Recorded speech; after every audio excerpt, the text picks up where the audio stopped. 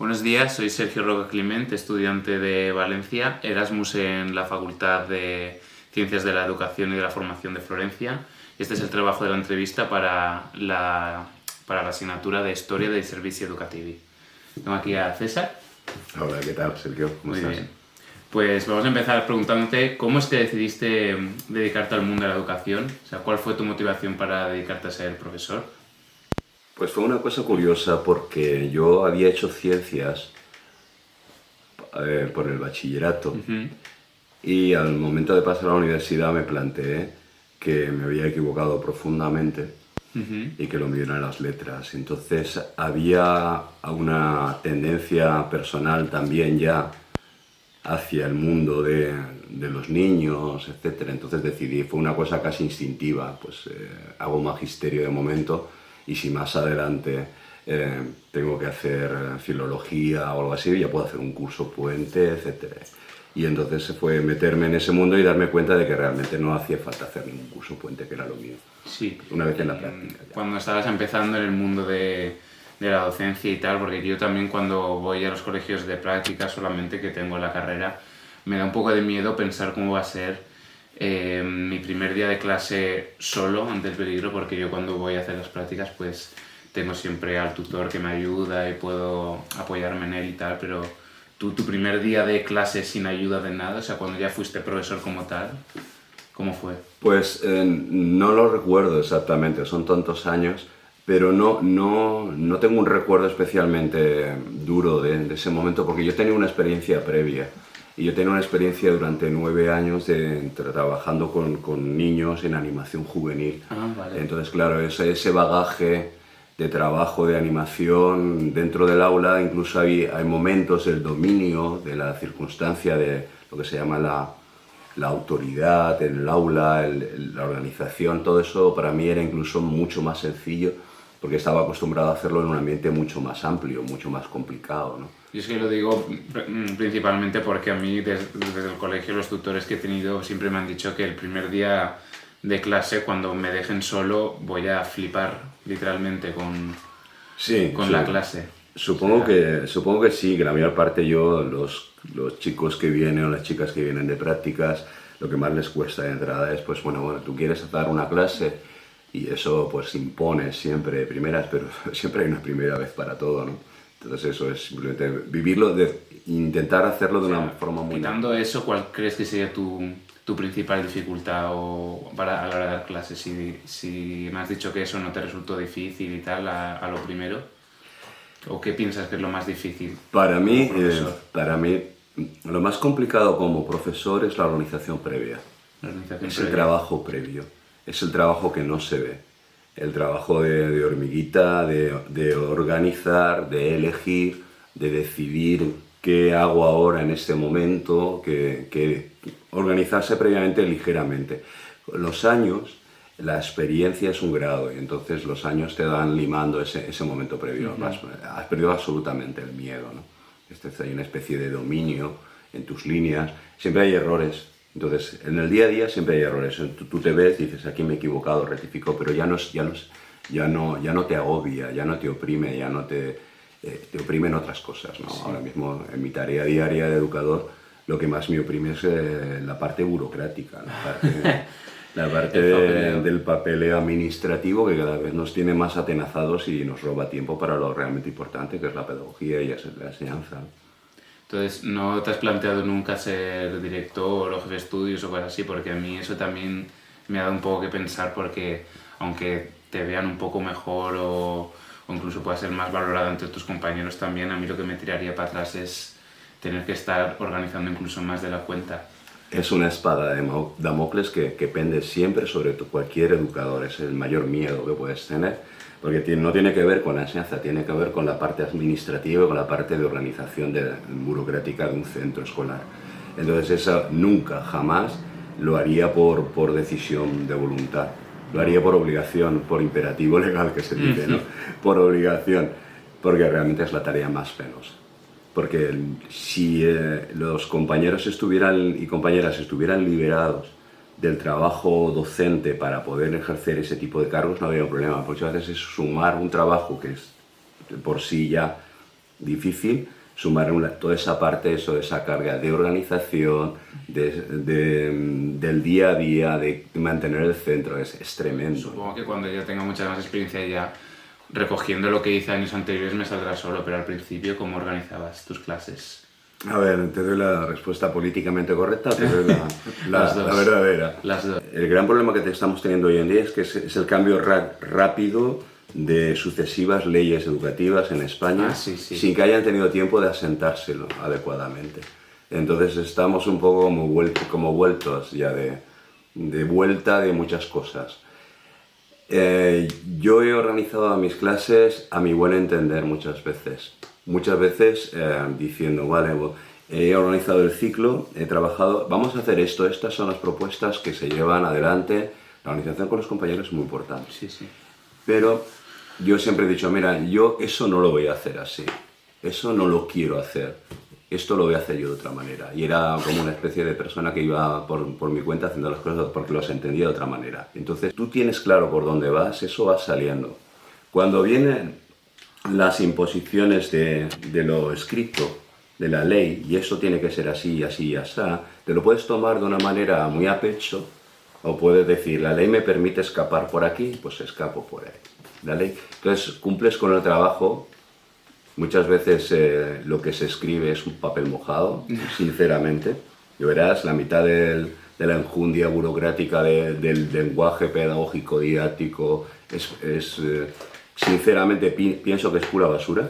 Pero realmente de lo que te das cuenta es que eso no es fundamental, no es importante, sino que lo que es importante es sacar adelante a los chavales, a las chavalas. Eso es lo importante. Entonces eso es un trabajo que suma. Prácticas que nos obliguen a mirar los documentos oficiales y cosas así, y ejercicios que tengan que ver con eso, hacemos muy pocos, porque yo creo que hasta los mismos profesores en el fondo saben que eso va a caer en papel mojado, como dices tú, y que no es realmente importante porque la parte que prima realmente debe ser la otra. Entonces, pues eso, o sea, yo muchas veces salgo a la facultad pensando que no tengo ni idea sobre nada de legislación y que voy a acabar la carrera tal cual. Pero bueno, no te sé, pondrás al día. Me quedo un poco más tranquilo, sí, tú también. Te pondrás al día. Yo a cabo de 25 años te puedo decir que eso no va a cambiar nunca. Vale. Y si tuviéramos una estabilidad legislativa en educación como tienen otros países europeos, y la estructura de la ley, si es fija y estable, te permite estar conociéndola y desarrollándola. Entonces es como una especie de librillo que llevas ya, pero si cada dos años la última revisión es muy reciente y ahora mismo esta viene y no tienes seguridad de que si hay un cambio gubernamental esta ley se vaya a mantener, vendrá otra. Entonces eso te hace un callo. Entonces al final dices, bueno, pues a lo que está mandado, y luego intentaremos escapar por donde sea, ¿no?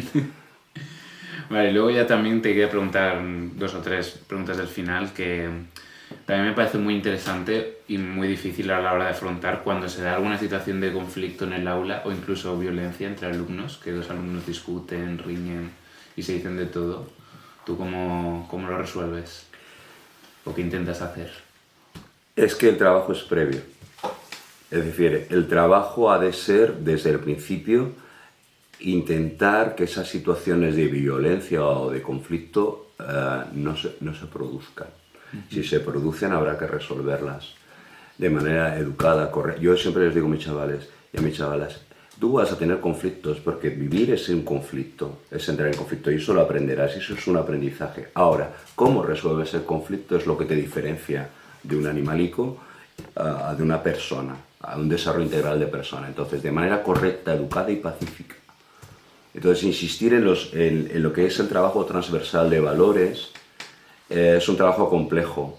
Generar un ambiente general desde el aula, los pasillos, el patio, la organización del patio es fundamental. Las relaciones entre profesorado y alumnado que generen un clima en el que eso sea visto de una manera como que es algo que no puede surgir o que es imposible que tenga el alumno conciencia de que eso lo está haciendo mal, lo está haciendo muy mal, ¿no? Al final, evidentemente no limas todos los conflictos, evidentemente van a aparecer momentos de violencia, y cada escuela tiene su tipo de alumnado, su estrato social, y entonces se producirá más en unas que en otras. Pero sí, el trabajo es emocional. El trabajo es es uno de los más importantes para construir un clima como yo les digo, un clima agradable en el que se pueda aprender lo que sea. Bueno, ahora que estábamos hablando de valores y cosas así, me gustaría saber tu opinión sobre asignaturas como la de valores éticos, ciudadanía, religión, cosas así que son como, que yo siempre entiendo que son como más ambiguas, son asignaturas así un poco como más que están en el aire, que cada uno puede hacer un poco lo que quiera, pero si crees que esas asignaturas pues son importantes o deberían estar o no estar. No está mal que haya una asignatura específica de valores éticos o ciudadanos, como se quiera llamar. Si me hablas de religión, la religión debería ser es un ámbito privado. Yo no soy partidario de que la religión, otra cosa es que esté la cosa como esté, pero creo que la religión, la que sea, tiene que darse en el ámbito familiar y es algo muy personal y muy privado y debería estar fuera de la enseñanza pública, por lo menos. Si hay asignatura, bienvenida sea. Lo que tiene que haber es transversalidad, lo que te decía antes. Es decir, uno de los objetivos primordiales es construir una persona y construirla en valores. Que deben venir educados de casa, tal y cual. En casa se hace lo que buenamente se puede en cada familia, sinceramente hablando. Entonces, la escuela es un factor de ayuda fundamental a muchas familias que no saben cómo hacerlo. Otras lo saben hacer muy bien. Y la mayoría no lo hace tan mal como se dice realmente. Pero la escuela complementa eso, es un complemento. No hay una cosa sin la otra, ¿no? ¿Se podría hacer 1000 veces mejor? Ya lo creo. En la familia, sí. En la escuela, ya lo creo, en ello estamos. Pero los valores no son cosa de una asignatura, de una materia, no son un compartimento estanco de un currículum determinado, sino es algo que lo contamina, lo inunda todo, ¿no? Es como la balsa en la que están flotando la balsa de agua o el recipiente en el que están flotando todas las demás cosas. Sin eso no hay. Entonces eso es cuando tú estás dando matemáticas en un aula y tienes un grupo de alumnos o cuando estás dando ciencias sociales, ese tipo de cosas que son la relación del turno de palabra, cosas tan básicas como escucha a tu compañero, a tu compañera, atiende cuando tengas que atender, en este momento te puedes expandir hacia otras cosas, ¿no? En ese momento que estás trabajando en equipo, ¿cómo tratas a tus compañeros? ¿Cómo te relacionas? ¿Cómo consigues el objetivo común y cómo repartir la tarea? Esos son valores. Son valores de colaboración y ayuda, ¿eh? Yo tengo un lema en clase que dice Ubuntu, que es una palabra africana que significa yo soy yo porque somos todos nosotros. Y hay un ejemplito. Pues ese tipo de inundaciones no pueden ser solamente cosa del currículum de 3/4 de hora, una asignatura en que se da filosofía, ética, religión, lo que quieras, o valores, o la tutoría donde se habla de los problemas y los conflictos, sino que esto lo tienes presente a lo largo de toda la jornada escolar, a lo largo de todo el momento en que estás dando clase. Y lo construyes sobre la marcha en el día a día, en las rutinas, normas y la forma de funcionar en el aula. Todo vas al patio. Y el patio se organiza en función de eso también, ¿no? Eso te quería preguntar también, que antes cuando has dicho organización y el espacio del patio es súper importante, yo nunca he pensado que haya sido tan importante, pero luego sí que es verdad que vas a los colegios y lo organizan muy bien en el patio, entonces te quería preguntar sobre eso, ¿por qué? Y también, incluso en el aula de infantil, de más pequeño infantil, también es súper importante. El infantil es primordial. Los rincones y tal. Los ambientes, los rincones, los momentos. Entonces te quería preguntar eso. Pero, por ejemplo, ¿por qué el patio también? El patio es un lugar, en principio, libre para ellos. Entonces se supone que están en un momento de ocio y de expansión y de juego.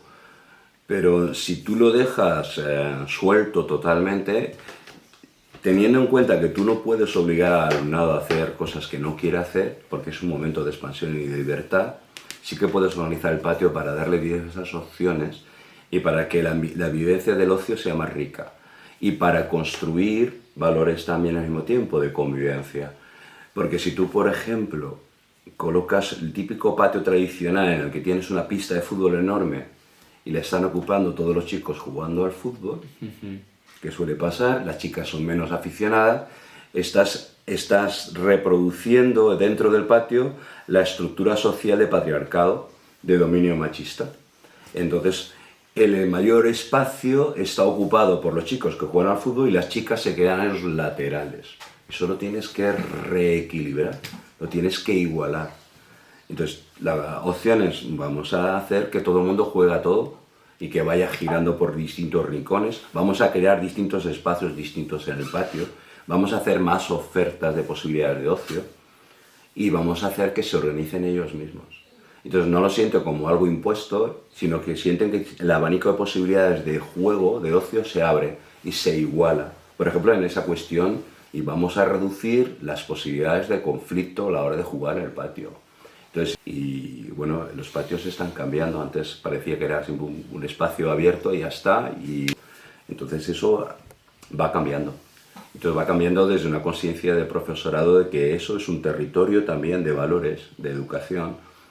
Es un juego que el niño percibe como libre, pero que realmente tiene su organización y tiene su trabajo implícito, lo que decíamos antes, transversal otra vez. Entonces están muy en boga hoy en día pues todas las estructuras pedagógicas, psicológicas, de ambientación de espacios, de patios, ¿no?